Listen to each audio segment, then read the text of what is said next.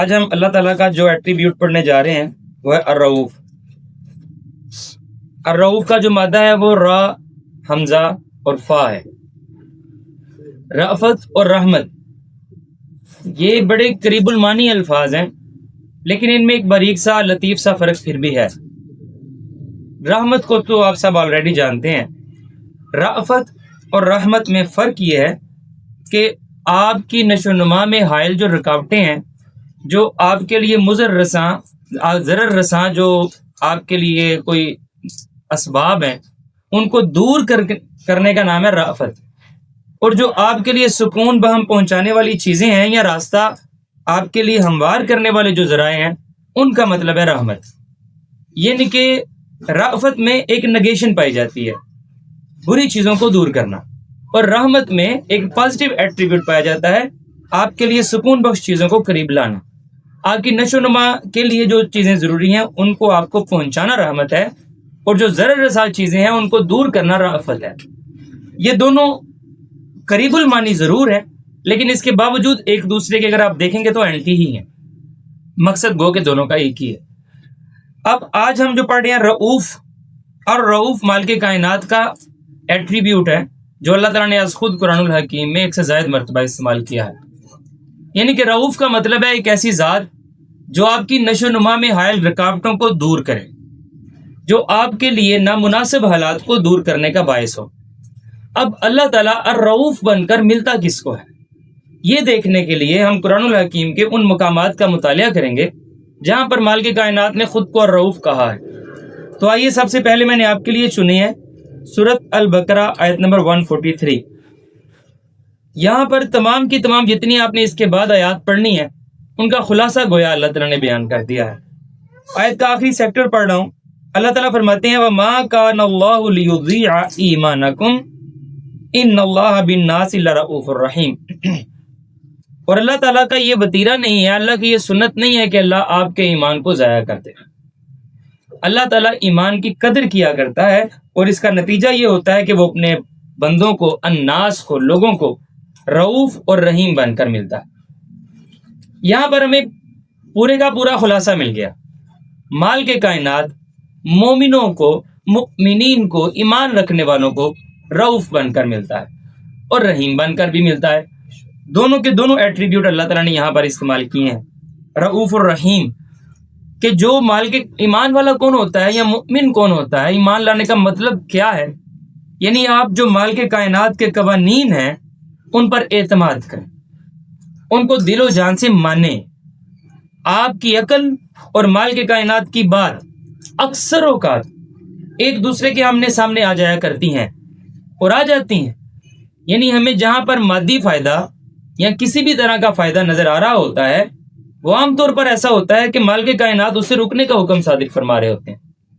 عام طور پر اللہ تعالیٰ کی بات ماننے میں ایسا لگ رہا ہوتا ہے ہم اس دنیا میں پیچھے رہ جائیں گے، ہم اس فائدے کو نہیں پا پائیں گے، یا ہم اس نقصان کا سامنا کرنا پڑے گا ہمیں۔ یہاں پر ہم خاصوں میں سے عام میں آ جائیں گے اگر اللہ کی بات مان لیں گے۔ بعض اوقات ایسا لگتا ہے، بلکہ میں کہوں گا اکثر اوقات ایسا لگتا ہے۔ یہ جو اکثر اوقات ایسا لگتا ہے کہ آپ کو لگتا ہے یہاں پر تو مجھے پتہ ہے پیسے مل رہے ہیں۔ ابھی میں نے دیکھا کل ہمارے بھائیوں نے بہت بڑی قربانی دی کہ صحیح ٹھیک ٹھاک دیہڑی تھی اور پیسے سامنے پڑے تھے۔ چلے میں نام نہیں لوں گا، اللہ تعالیٰ ان کے ایمان میں مزید اضافہ فرمائے۔ انہوں نے اس کو ٹھکرا دیا، کوئی وجہ نہیں تھی، نہ کوئی سامنے ڈر تھا، نہ کسی نے سامنے آنا تھا، لیکن مال کے کائنات نے انہیں ایمان پر سلامت رکھا۔ یہ جو بات ہے یہی ایمان ہے کہ آپ کو جب نظر آ رہا ہے کہ میرا تجربہ، میری سوچ چاہے ناقص ہے، یہ کچھ اور اخذ کر رہی ہے، اللہ تعالیٰ کا قانون چاہے کامل ہے، لیکن یہ میری عقل کے متضاد بات کر رہا ہے، یہ مجھے اس راستے پر چلنے کے لیے مجبور کر رہا ہے جہاں پر ظاہری طور پر مجھے لگتا ہے کہ میرا نقصان ہو جائے گا۔ وہ شکوہ لکھتے ہوئے علامہ اقبال نے بات یہاں سے شروع کی تھی کہ کیوں زیاں کار بنوں سود فراموش رہوں، ہم نوا میں بھی کوئی گل ہوں کہ خاموش رہوں، کیوں نہ لوں سود، میں کیوں زکوٰۃ دے کر غریبوں پر اپنے پیسے اڑا کر ضائع کروں، کیوں؟ یہ باتیں میری عقل مجھے کہتی، مال کے کائنات کا قانون کچھ اور کہتا ہے۔ اب آپ کو پتہ چل جائے گا کہ آپ مؤمن ہیں یا نہیں ہے، آپ میں ایمان کا مادہ ہے کہ نہیں ہے۔ جب کبھی بھی مال کے کائنات کا قانون ایک طرف ہو، آپ کا تجربہ یا آپ کے عقل، آپ کا فہم کچھ اور کہہ رہا ہو، آپ کیا کرتے؟ اگر آپ مال کے کائنات کے قانون پر اعتماد کرتے ہیں اور وہی کام کرتے ہیں تو آپ ایمان والے ہیں، اور اگر آپ مال کے کائنات کے قانون کو وقتی طور پر پوسٹ پون کر دیتے ہیں، آپ کہتے ہیں دیکھیں گے، وقتی طور پر وقت کا تقاضا یہ ہے کہ ہم یہ اللہ کی نافرمانی کر گزریں، اگر آپ کا وتیرہ اس طرح سے ہے، پھر دو صورتیں ہیں، یا تو اس معاملے میں آپ منافق ہیں کیونکہ آپ زبان سے کہہ رہے ہیں کہ آپ مومن ہیں، یا پھر آپ کافر۔ کوئی تیسری صورت نہیں ہے۔ مومن والی کنڈیشن یہ نہیں ہوتی۔ اگر زبان سے کہنا اور کرنا نہ، یہی منافقت ہوتی ہے، اور زبان سے خاموش رہنا اور برے کام کرنا یہ کفر ہوتا ہے۔ بہرکیف مال کے کائنات الرؤوف اور الرحیم آپ کی نشو و نما کے لیے، آپ کی بہتری کے لیے، آپ کی بڑھوتری کے لیے جو بری چیزیں ہیں ان کو دور بھی کرے گا، جو مناسب چیزیں ہیں ان کو آپ کے قریب بھی لائے گا۔ کب؟ اگر آپ ایمان والے ہوں گے، اگر آپ اس کے قوانین، اس کے بتائے ہوئے باتوں پر اعتماد کریں گے۔ آگے دیکھیں، اللہ تعالیٰ سورہ بقرہ آیت نمبر 207 میں فرماتے ہیں وَمِنَ النَّاسِ مَن يَشْرِي نَفْسَهُ ابْتِغَاءَ مَرْضَاتِ اللَّهِ، اور وہ لوگ جنہوں نے اپنی جانوں کو بیچ دیا ہے، میرے آگے اس بات کے عوض بیچ دیا ہے کہ وہ اللہ کی رضا چاہتے ہیں، وہ لوگ جنہوں نے اپنی خواہشات کو بیچ دیا اس بات کی قیمت میں کہ وہ اللہ کی رضا چاہتے ہیں۔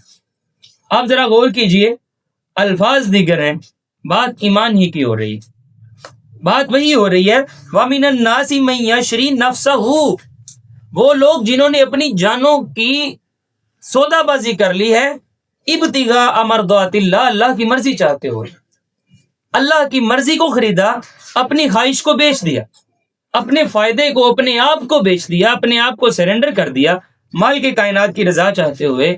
اگر کوئی ایسے لوگ ہوں گے تو مال کے کائنات ان کو عباد کہہ کر پکارتا ہے۔ اللہ کہتا ہے واللہ رؤوف بالعباد، اللہ ایسے بندوں کو رؤوف بن کر ملتا ہے۔ یہ وہ بندے ہیں جن کے راستے میں رکاوٹیں حائل ہوں گی، مال کے کائنات از خود انہیں دور کرنے کا بندوبست فرما دے گا، از خود۔ اور جس کے راستے سے اللہ رکاوٹیں دور کرنا شروع کر دے، کیا ممکن ہے یہ بندہ بھی رک جائے گا؟ اس بندے کو بھی کوئی گرانے پر قادر ہو جائے گا؟ یہ کیسے ہو سکتا ہے؟ بہرکیف اس کے لیے لازمی ہے کہ آپ کو اپنا سودا کرنا ہوگا، اپنا سودا لازمی ہے۔ وہ یاد ہے علامہ اقبال نے بھی اپنا سودا اگر آپ کو بتایا تھا تو وہ یہی تھا۔ وہ انہوں نے کیا کہا تھا؟ انہوں نے کہا تھا کہ محمد سے وفا تو نے تو ہم تیرے ہیں۔ سودا ہو گیا کہ محمد سے وفا تو نے تو ہم تیرے ہیں۔ لیکن انہیں اندازہ ہوتا ہے اگر کسی نے محمد سے وفا کر لی، اگر کسی نے محمد صلی اللہ علیہ وسلم کے لایا ہوا دین کو اپنا لیا، یہی ان سے وفا ہے، تو کیا اتنی چھوٹی قیمت ایک اقبال؟ وہ کہتے ہیں نہیں نہیں، یہ جہاں چیز ہے کیا، لوہ قلم تیرے ہیں۔ ایک اقبال کو چھوڑو، سارا جہان، نہیں نہیں، جہان بھی چھوٹا ہے، لوہ قلم تیرے ہیں۔ لیکن اقبال کی قیمت اس سے نیچے نہیں ہے۔ اقبال کی قیمت یہی ہے کہ محمد سے وفا تو نے تو ہم تیرے ہیں۔ یہی بات یہاں پر مال کے کائنات کہہ رہے ہیں وَمِنَ النَّاسِ مَن يَشْرِي نَفْسَهُ، وہ لوگ جنہوں نے اپنی جانوں کو بیچ دیا ابتغاء مرضات اللہ، اپنے اللہ کی مرضی چاہتے ہوئے، واللہ رؤوف بالعباد، یہ اللہ کے ایسے بندے ہیں جنہیں اللہ الرؤوف بن کر ملے گا، جن کے راستوں سے رکاوٹیں دور کرنے والا مال کے کائنات خود بن جائے۔ مزید دیکھیے سورۃ آل عمران آیت نمبر 30 میں اللہ تعالیٰ فرماتے ہیں یوم تجد کل نفس ما عملت من خیر محضرا وما عملت من سوء، اور اس دن سے ڈرو جس دن تم نے کچھ اچھا کیا ہے یا کچھ برا کیا ہے، سب کچھ تم اپنے سامنے حاضر پاؤ گے۔ یعنی قیامت کا مال کے کائنات ایک منظر دکھاتے ہیں۔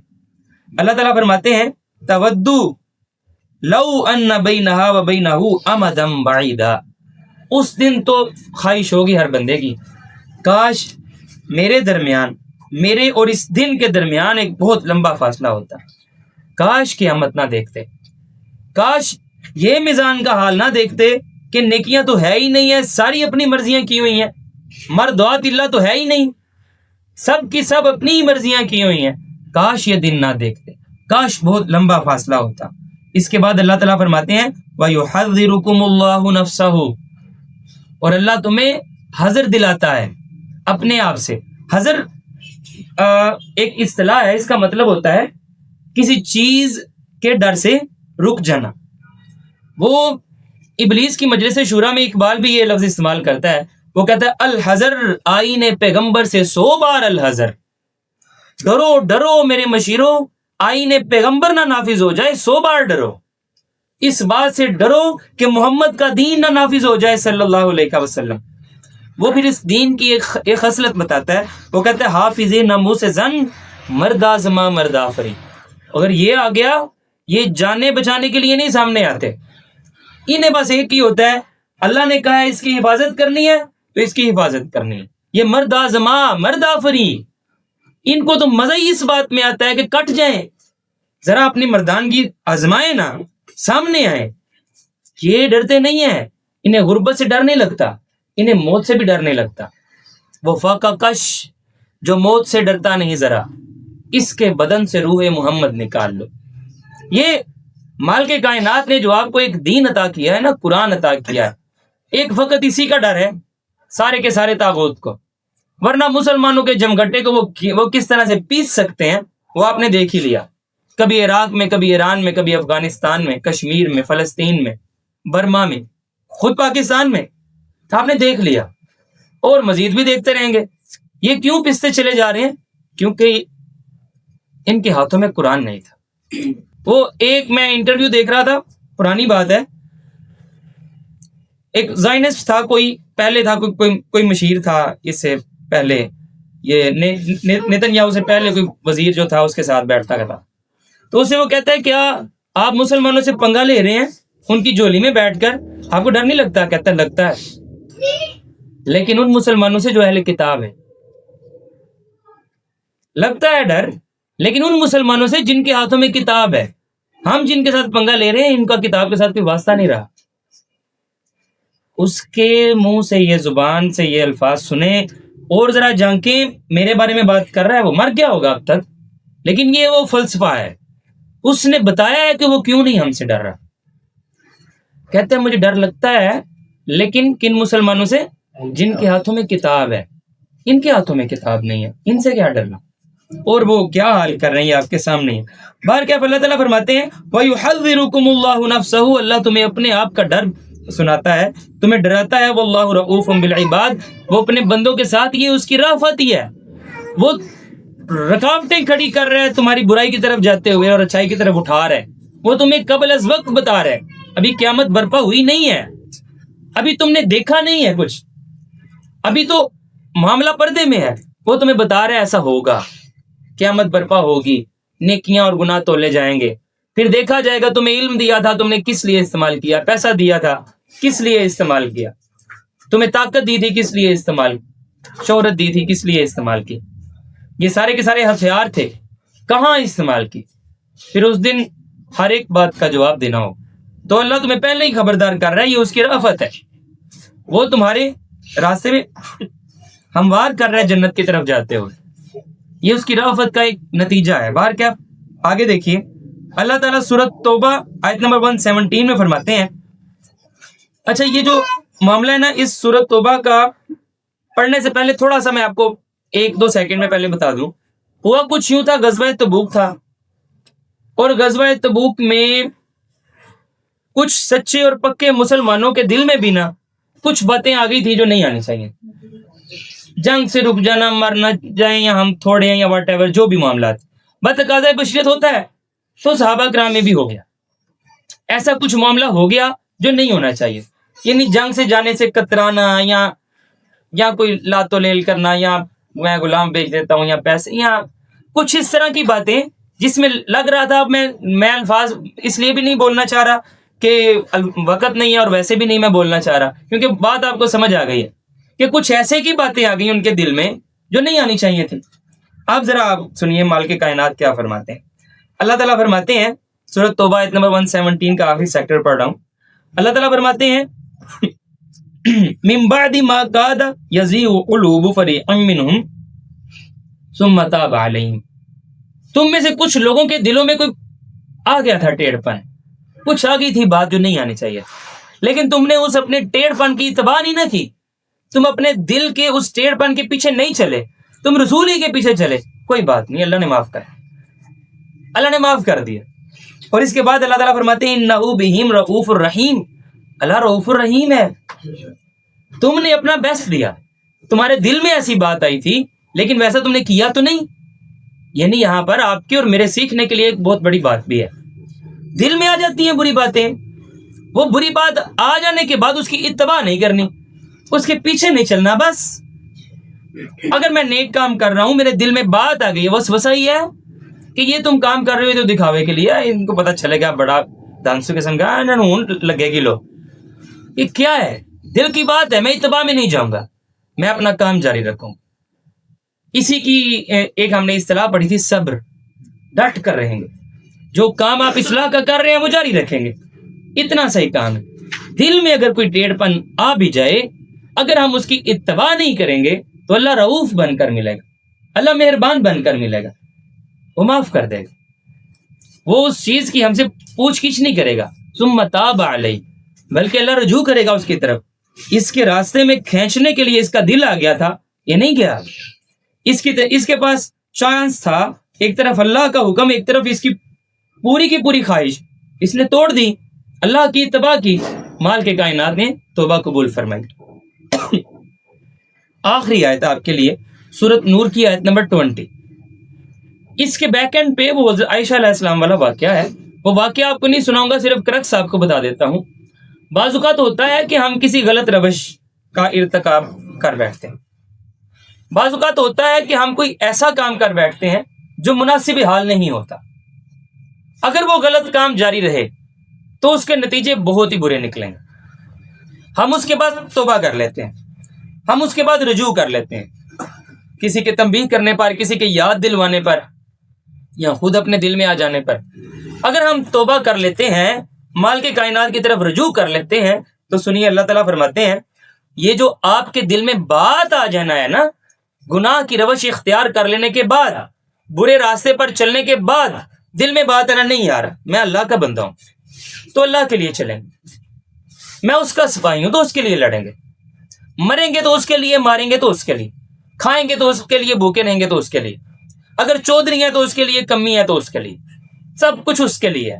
اگر آپ کے دل میں یہ خیال آ جائے برے راستے پر چلتے ہوئے، برا راستہ کا انتخاب کر لینے کے بعد، یہاں پر بھی بعض صحابہ نے کر لیا تھا انتخاب، یعنی وہ حضرت عائشہ رضی اللہ تعالیٰ عنہ پر الزام تراشی، انہوں نے وہ باتوں میں آگے تھے، لیکن خیر اگر آپ نے کینلی پڑھنا تو آپ جا کے پڑھ سکتے ہیں سورۃ نور کی پہلی آیات۔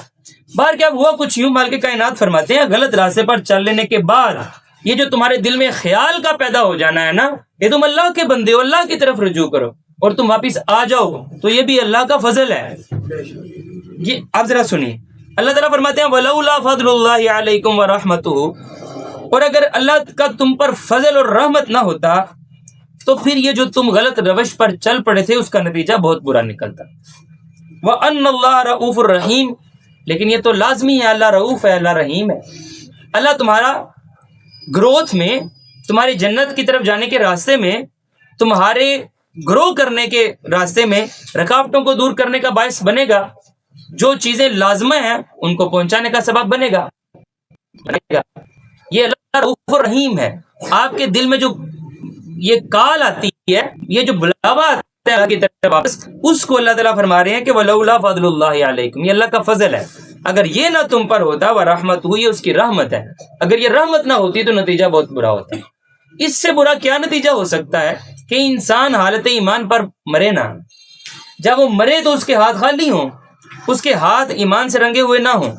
اس سے برا اور کیا نتیجہ نکلنا ہے کہ آنے والی دوامی زندگی جس نے کبھی ختم نہیں ہونا، سارے کی ساری زندگی خسارے میں چلی گئی، اور اس سے برا نتیجہ کیا نکلے گا؟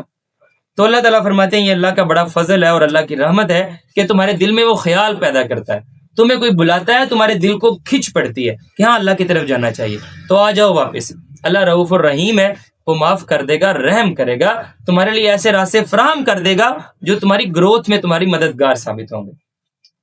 تو یہ سارے کے سارا معاملہ سننے کے بعد ہمیں یہ سمجھ آ گئی ہے کہ اللہ رؤوف کس کو ملتا ہے۔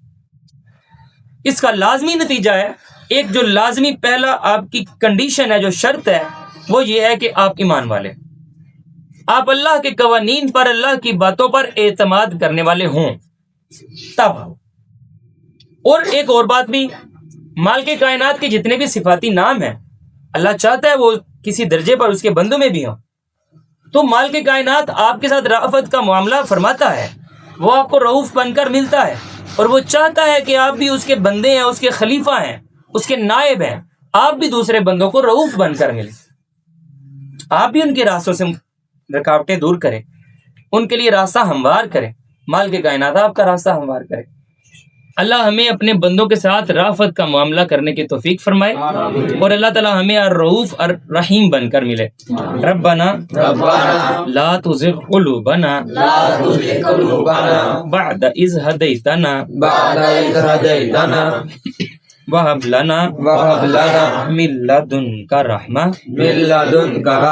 انک انت الوہاب۔